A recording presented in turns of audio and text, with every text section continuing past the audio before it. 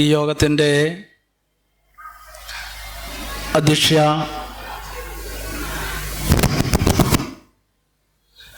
മുണ്ടത്തിക്കോട് ദേശത്തിൻ്റെ പ്രിയങ്കരിയായ ശ്രീമതി ജിൻസി ജോയ്സൺ,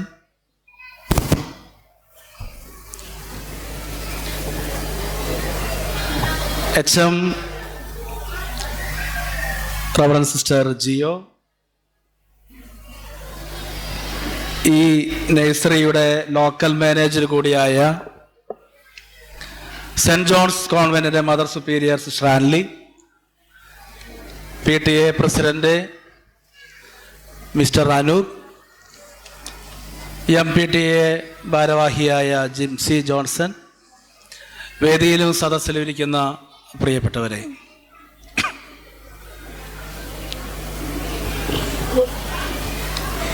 നഴ്സറി സ്കൂളിൻ്റെ വാർഷികത്തോടനുബന്ധിച്ച് വലിയ ഒരു പ്രസംഗം പറയുന്നതിൽ പ്രസക്തിയില്ല എന്ന് എനിക്ക് തോന്നിയതുകൊണ്ട് ഞാൻ ചെറുപ്പം മുതൽ പാടാൻ ആഗ്രഹിച്ചിരുന്ന ഒരു പാട്ട് ഇതുവരെ എനിക്കൊരു വേദി കിട്ടിയിട്ടില്ല. അത് പാടി ഒന്ന് നിങ്ങൾ പ്രോത്സാഹിപ്പിച്ചു കഴിഞ്ഞാൽ ഇനിയും പല വേദികളിൽ ഞാൻ പാടാൻ തയ്യാറാണ് എന്നുള്ള വാഗ്ദാനത്തോടു കൂടെ ഞാൻ പാടുകയാണ്. ഗാനം എന്ന് പറയുന്നത് എല്ലാവരെയും ഒന്നിപ്പിക്കുന്നതാണ്. ഏത് മതക്കാരാണെങ്കിലും ഏത് ദേശക്കാരാണെങ്കിലും എല്ലാവരെയും ഒന്നിപ്പിക്കുന്നതാണ് പാട്ട്. നിങ്ങൾ ആ പാട്ടിന്റെ രീതി ഒന്ന് നോക്കണ്ട, എൻ്റെ ഉദ്ദേശശുദ്ധി മാത്രം.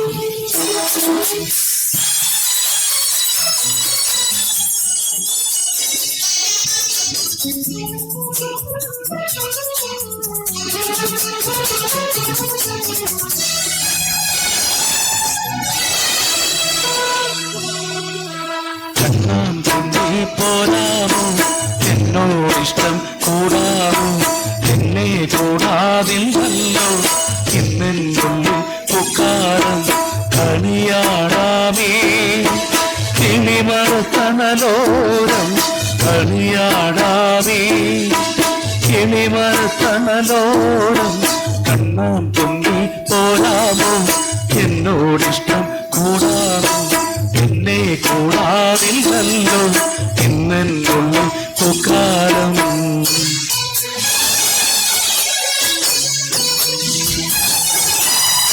അവസാനം കയ്യടിച്ചോട്ടാ, തെറ്റാരുക്കാരത്തെ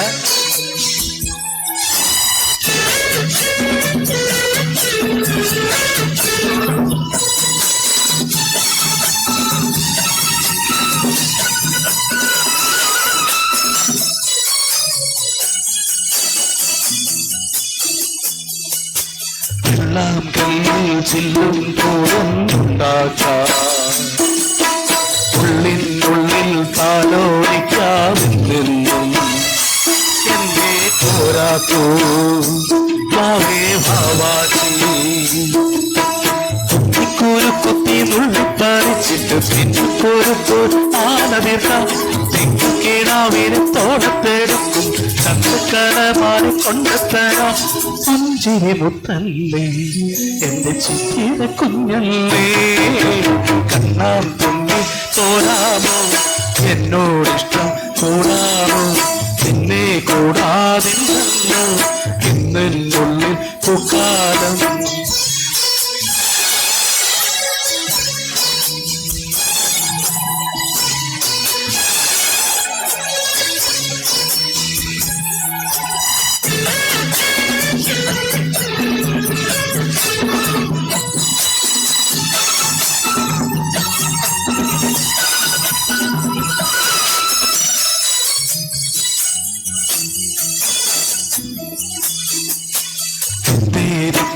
നൃത്തം വയ്ക്കും കുന്തങ്ങൾ നൃത്തം വെക്കാനെത്തുന്നുള്ളേ പല്ലക്കിൽ എന്നെ പിള്ളാക്കോ വാവേ വാവാക്കി,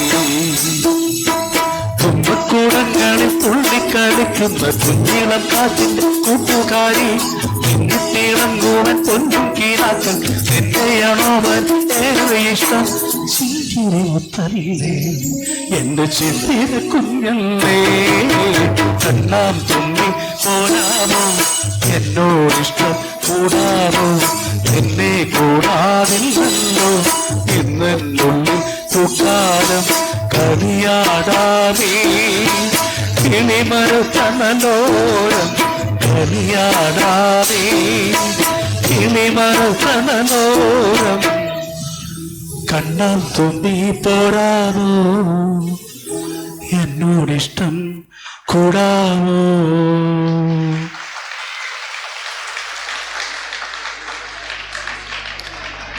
താങ്ക് യു.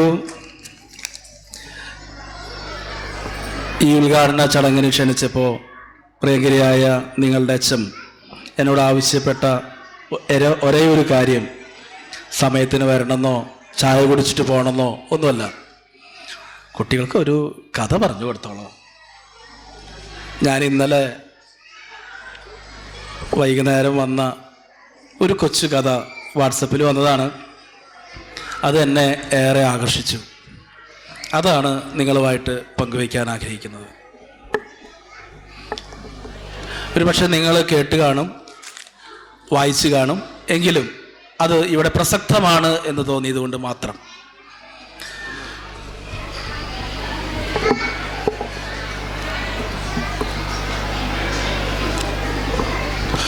ഉച്ചയൂണിന് ശേഷം ടീച്ചർ ക്ലാസ്സിൽ വന്നപ്പോഴാണ് ടീച്ചറുടെ കയ്യിൽ ഒരു പേപ്പർ കണ്ടത്. സ്റ്റാമ്പാണ്. ടീച്ചർ അത് ഓരോരുത്തർക്കും കീറി കീറി കൊടുത്തിട്ട് പറഞ്ഞു, നാളെ വരുമ്പോൾ എല്ലാവരും 2 രൂപ വീതം കൊണ്ടുവരണമെന്ന്. എല്ലാവരും തലകുലുക്കിയപ്പോൾ കൂട്ടത്തിൽ ഞാനും തലകുലുക്കിയിരുന്നു. സ്റ്റാമ്പ് എന്തായാലും പുസ്തകത്തിൻ്റെ ഉള്ളിൽ എടുത്തു വെച്ചു. സ്കൂൾ വിട്ട് വീട്ടിൽ പോകുമ്പോൾ മനസ്സ് മുഴുവൻ അമ്മയുടെ ഒഴിഞ്ഞ കടുകും ചെപ്പായിരുന്നു. എല്ലാവരുടെയും കൂട്ടത്തിൽ എന്തിനാ ഞാനും ഇരുന്ന് തലകുലുക്കിയത് എന്നോർത്ത് പാടം കഴിഞ്ഞുള്ള വരമ്പത്തൂടെ നടക്കുമ്പോൾ ഞാൻ വെറുതെ ഓർത്തുപോയി. അല്ലെങ്കിൽ നാളെ ചെല്ലുമ്പോൾ ടീച്ചർക്ക് ഈ സ്റ്റാമ്പ് തിരിച്ചു കൊടുത്താലോ, എനിക്കിത് വേണ്ട എന്ന് പറഞ്ഞ് മോശക്കേടാകുമോ? എല്ലാവരുടെയും മുമ്പിൽ വെച്ച് കളിയാക്കുമോ? ഒന്നും അറിയില്ല. പാടം കടന്ന് കവുങ്ങിൻ്റെ തടിയിട്ട പാലത്തിലൂടെ കടന്ന് വീട്ടിലെത്തിയപ്പോൾ അമ്മ മുറ്റത്ത് പടർത്തിയ പാവലിൻ്റെ വള്ളികൾ വീണ് കിടക്കുന്നത് ശരിയാക്കി കെട്ടുകയായിരുന്നു. അച്ചമ്മ തോട്ടിൽ നിന്ന് ഒലിച്ചു വന്നപ്പോൾ കിട്ടിയ അടക്കയുടെ തൊലി കളയുകയായിരുന്നു.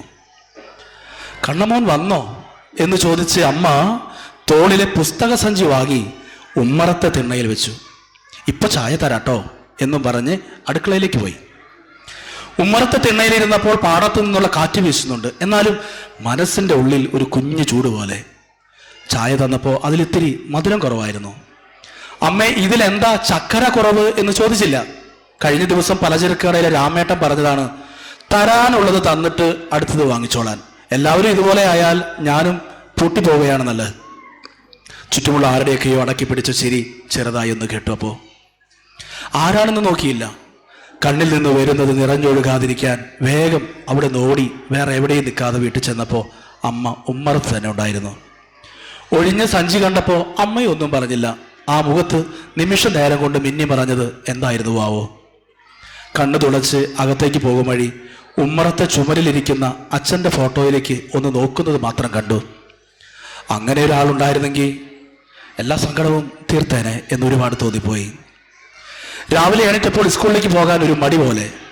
പലചരക്ക് കടയിലെ പോലെ ക്ലാസ്സിലെ കൂട്ടുകാർക്കിടയിൽ അടക്കി പിടിച്ച ചിരികൾ കേൾക്കുമോ എന്നൊരു പേടി. ഒരു കാരണവുമില്ലാതെ എങ്ങനെ പോവാതിരിക്കുക? അമ്മയുടെ മുഖത്ത് നോക്കി നുണ പറയാനും വയ്യ. പോവും മുമ്പ് വെറുതെ അടുക്കളയിലേക്ക് കടുകും പാത്രത്തിലേക്ക് ഒന്നുകൂടെ നോക്കി. 4ാം ക്ലാസ്സുകാരൻ്റെ അഭിമാനം ചോർന്ന് പോവാതിരിക്കാനുള്ള ഒരു 2 രൂപ തുട്ട് അതിലെവിടെയെങ്കിലും ഉണ്ടെന്നറിയാനുള്ള നോട്ടം. തുറന്നു നോക്കേണ്ടിയൊന്നും വന്നില്ല. ഒരു കടുകുമണി പോലും അതിലുണ്ടായിരുന്നില്ല. സ്കൂളിലെത്തി ബെല്ലടിച്ചപ്പോൾ ഉള്ളിലാകെ ഒരു വീർത്തുമുട്ടലായിരുന്നു. ഹാജർ വിളിച്ചതിന് ശേഷം ഓരോരുത്തരായി സ്റ്റാമ്പിൻ്റെ പൈസ തന്നോളൂ എന്ന് ടീച്ചർ പറഞ്ഞപ്പോൾ തല അറിയാതെ ചുറ്റിലും നോക്കി. എൻ്റെ മുഖം മാത്രമേ വാടിയിട്ടുള്ളൂ. ഡാ, എന്താ ഇങ്ങനെ ഇരിക്കണേ? ഹോംവർക്ക് ചെയ്തിട്ടില്ലേ? കൂട്ടുകാരൻ്റെ ചോദ്യം. ഞാൻ അതേ എന്ന് മറുപടി പറഞ്ഞു. പിന്നെ അവനൊന്നും ചോദിച്ചില്ല. അടുത്തത് അവൻ്റെ പേരാണ്. അവൻ ട്രൗസറിൽ ഭദ്രമായി കൊണ്ടുവന്ന 2 രൂപ കൊണ്ടുപോയി മേശമേൽ വെച്ചു. അടുത്തത് ശ്രീകുട്ടൻ. ഞാൻ പതുങ്ങി എണീറ്റപ്പോഴേക്കും ശ്രീകുട്ടൻ്റെ പൈസ ഇന്നലെ അമ്മ തന്നിരുന്നു, അടുത്ത ആൾ വാ. ടീച്ചർ അടുത്ത ആളെ വിളിച്ചു. എനിക്ക് എന്താണെന്ന് മനസ്സിലായില്ല. അമ്മയോട് ഞാൻ പറഞ്ഞിട്ട് പോലും ഇല്ലല്ലോ, പിന്നെ എങ്ങനെ അമ്മ കൊടുക്കാനാണ്? സ്കൂൾ വിട്ട് ഓടി വീട്ടിലെത്തിയപ്പോൾ അമ്മ എവിടെയാണ് എന്നാണ് ആദ്യം നോക്കിയത്. അമ്മയോട് ചോദിച്ചു, അമ്മ ഇന്നലെ രാജലക്ഷ്മി ടീച്ചറെ കണ്ടിരുന്നോ? ഏയ്, ഞാൻ ഒരിടത്തേക്ക് പോയില്ലല്ലോ. സത്യമായിട്ടും കണ്ടില്ല. സത്യമായിട്ടും കണ്ടില്ല? ഇല്ലടാ. എന്താ, നീ വല്ല കുരുത്തക്കേട് ഒപ്പിച്ചോ? ഏയ് ഇല്ലല്ലോ. പിറ്റേ ദിവസം ടീച്ചറെ കണ്ടപ്പോൾ ഞാൻ ഓടിപ്പോയി ചോദിച്ചു, അമ്മ തരാതെ എങ്ങനെ ടീച്ചർക്ക് 2 രൂപ കിട്ടിയെന്ന്. എൻ്റെ നെറ്റിയിലേക്ക് വീണ ആ മുടിയൊക്കെ ഒന്ന് ഒതുക്കി വെച്ചിട്ട് ടീച്ചർമാരും അമ്മമാരെ പോലെയാണെന്ന് പറഞ്ഞു. ഇനി ഒഴിഞ്ഞ സഞ്ചിയുമായി ഒരിക്കലും രാമേട്ടൻ്റെ കടയിൽ നിന്ന് എൻ്റെ മോൻ കണ്ണ് നിറച്ച് ഓടണ്ട കേട്ടോ. എന്താവശ്യമുണ്ടെങ്കിലും ഈ ടീച്ചറോട് പറഞ്ഞോളൂ എന്ന് ടീച്ചർ പറഞ്ഞപ്പോൾ അറിയാതെ കണ്ണിൽ നിന്ന് വീണത് ഒരു പ്രതീക്ഷയുടെ തുള്ളിയായിരുന്നു, കണ്ണുനീർ തുള്ളി. രാമേട്ടൻ്റെ കടയിൽ അടക്കിപ്പിടിച്ച ചിരികൾക്കിടയിൽ സ്നേഹിക്കാൻ അറിയുന്ന ഒരാളുണ്ടായിരുന്നു അല്ലേ? ഒരു 4ാം ക്ലാസ്സുകാരൻ്റെ അഭിമാനം കാത്തു സൂക്ഷിച്ച ടീച്ചറും അമ്മയെപ്പോലെയല്ല, അമ്മ തന്നെയാണ് ടീച്ചറമ്മ. സ്നേഹമുള്ളവരെ, നിങ്ങളുടെ ഉണ്ണികൾ 1-2 എണ്ണത്തിനെ നോക്കാൻ തന്നെ വീട്ടിലെത്ര കഷ്ടപ്പാടാണ്.